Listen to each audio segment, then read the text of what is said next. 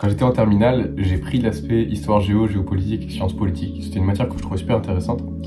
Et dans l'année, notre prof, il aimait bien nous mettre des petits contrôles, voilà. Et on est à peu près au milieu de l'année. On doit être courant février, en tout cas c'était dans l'hiver. Et notre prof décide de nous mettre un contrôle. Il nous prévient du coup quelques semaines à l'avant, je crois que c'était quelque chose comme 10 jours. J'avais prévu de réviser.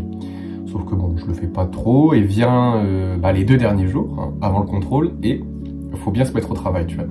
Et donc je vais pour me mettre sur mon bureau et commencer à ouvrir mon cahier. Et en fait, je me rends compte, en me posant sur mon bureau, que il est dégueulasse. Genre, il y a des papiers partout, il y a des cahiers, il y a des bouteilles, il y a des morceaux de bouffe, des pots de bananes, des paquets de gâteaux. Il y a tout et n'importe quoi sur mon bureau. Il y a même une paire de chaussettes sur le coin. Même ma chambre en général, c'était le souk, hein, c'était le bordel.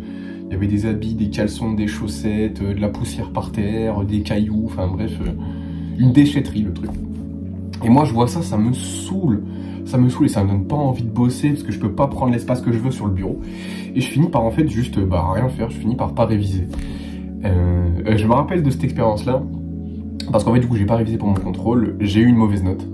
Je me rappelle pas de quelle note j'ai eu, mais je sais que j'ai eu une très mauvaise note, ça devait être en dessous du 8.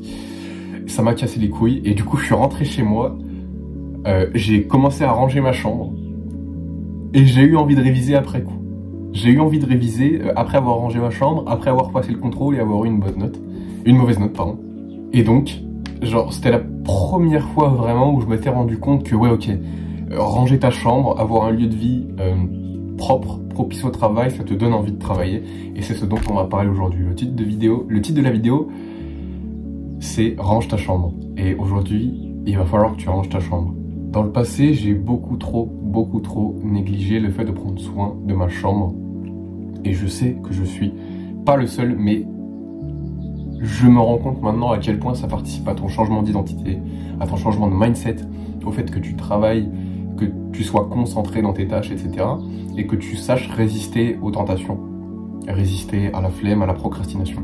C'est super important d'avoir un environnement propice au travail. C'est l'une des choses dont parle James Clear dans son livre Atomic Habits. Voilà, rien peut tout changer. C'est que ton environnement, il le dit indirectement, mais c'est censé être ton meilleur allié. Tu vois, tu dois optimiser ton environnement pour ce que tu veux devenir.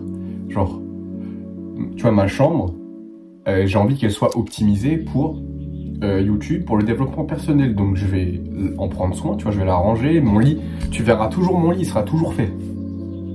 C'est la première chose que je fais en me levant. C'est genre, je décale mon lit, je remets bien la couette, les coussins, j'aplatis et tout. Et c'est la première chose que je fais, mais c'est super important parce que c'est la première étape pour garder une chambre bien rangée. Si mon lit est pas fait, ça me stresse, j'aime pas. J'aime bien aussi garder sur mon bureau des bouquins. Comme ça, si j'ai envie de lire, si j'ai envie de trouver de l'inspiration pour des vidéos, hop, je sors juste des bouquins. Je sors des bouquins, tu vois. Et j'en ai quelques-uns sur mon bureau. Mais c'est juste de l'optimisation de l'environnement. Et quand je te parle d'optimiser ton environnement, ça passe par le rangement. Mais ça passe pas que par le rangement, tu vois. Il faut que tu arrives à mettre en évidence des choses qu'il faut que tu fasses. Tu vois, moi je sais que pour faire grossir ma chaîne YouTube, pour devenir meilleur en tant que personne et savoir transmettre ce que j'ai appris, il faut que je lise. Et donc je mets des livres en évidence et des livres intéressants. Bref, il y a plein de choses que je fais. Par exemple, tu vois, sur mon navigateur internet, c'est parce que c'est aussi ton environnement, j'ai mis des petits dossiers j'ai rangé certains sites internet dans certains dossiers. Par exemple, j'ai mis dans un dossier livres tous les PDF de livres que j'ai envie de lire sur le moment. Donc là, il y avait The Way of the Superior Man. Là, je suis en train de lire The Essentialist de David McCown. Va y avoir aussi Psycho Cybernetics, Think and Grow Rich de Napoléon Hill. Aussi le livre Models Attract Women with Honesty de... comment il s'appelle? Je sais même plus. Mark Manson. Qui est l'art de la séduction de Robert Greene. Enfin voilà, tu vois. Grosso modo, j'ai envie de lire. Donc mon environnement, je l'optimise pour la lecture. Je mets sur mon bureau des livres qui sont intéressants pour le développement personnel. Je mets dans mon navigateur internet directement des dossiers où je peux directement cliquer dessus pour aller lire mes livres en PDF du coup que j'ai trouvé et qui m'intéressent. Donc il faut que tu organises ton environnement pour faire en sorte qu'il soit propice à ce que tu veux devenir. Et je pense que déjà la première chose à faire, c'est de ranger ta chambre. Parce que tu seras toujours content d'avoir une chambre rangée, propre, qui sent bon, bien aérée, lumineuse. Tu vois, c'est important. Et ça participe à ton changement. Alors d'identité, je l'ai dit 1 million de fois, mais tu vas te mettre juste plus facilement au travail. Donc c'est tout bénef. Alors tu vois, je te parle de ta chambre, mais ça peut être ton appart, ça peut être ton bureau, ça peut être ta cuisine si c'est là où tu travailles, ça peut être n'importe où, mais ton lieu de vie principal. Et c'est d'autant plus crucial quand on a de l'ambition, puisque on doit tout optimiser pour notre réussite. Et notre lieu de travail, c'est quelque chose à ne pas négliger si on veut réussir. Il doit être en accord avec les exigences qu'on se donne. Et je sais que t'es largement assez intelligent pour comprendre ça. T'es largement assez intelligent pour concevoir le fait que ça va changer ton identité. Mais je sais que il y en a parmi vous qui me regardent, qui n'ont pas leur chambre rangée, qui se sont reconnus dans la description de la chambre que j'avais avant. Je vous invite fortement à ranger, parce que c'est aussi ce qui vous retient, c'est aussi ce qui fait que vous n'êtes pas là où vous voulez être.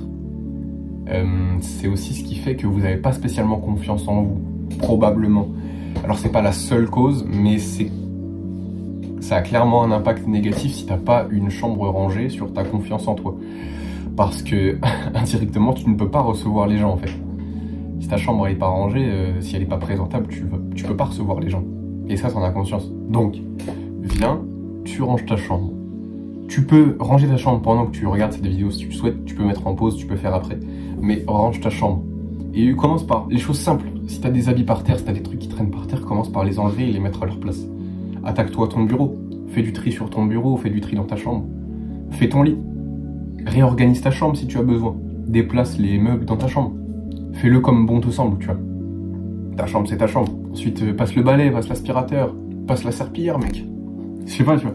Fais un truc, mets du parfum, enfin, mets du brumisateur dans ta chambre pour qu'elle sente bon, tu vois. Mets des LED si ça te fait kiffer, tu vois. Faut que ton environnement de vie te plaise. Et il faut que tu te sentes bien dedans et qu'il soit propice au travail. Voilà, parce que c'est bien, tu vois, tu veux monter un business, tu veux devenir meilleur, etc. Mais range ta chambre, en fait. Range ta chambre. Et commence par là, mec, c'est le basique. Tu sais ce qu'on peut faire? Et regarde, je vais le faire avec toi. Tu vas te lever là. Tu vas prendre en photo ta chambre. Si tu peux la prendre en grand angle, fais-le. Mais tu ne caches pas la misère, ok? Tu la prends comme ça en photo, ok? Et tu prends pas le meilleur angle, tu la prends dans sa globalité. Et pose-toi la question, est-ce que si je la mets sur les réseaux sociaux, est-ce qu'on va considérer ça comme une chambre rangée, comme une chambre propre, comme une chambre de quelqu'un qui est organisé, qui a de l'ambition dans sa vie, tu vois, qui vraiment se la donne. Et tu vas le savoir tout de suite, t'as même pas besoin de la poster pour savoir. Ok, et si ta chambre n'est pas la description, ne retranscrit pas l'organisation, l'ambition, la clarté mentale, c'est que il faut que tu fasses quelque chose en vrai. Je vais le faire avec toi, t'inquiète, je vais prendre en photo ma chambre juste après.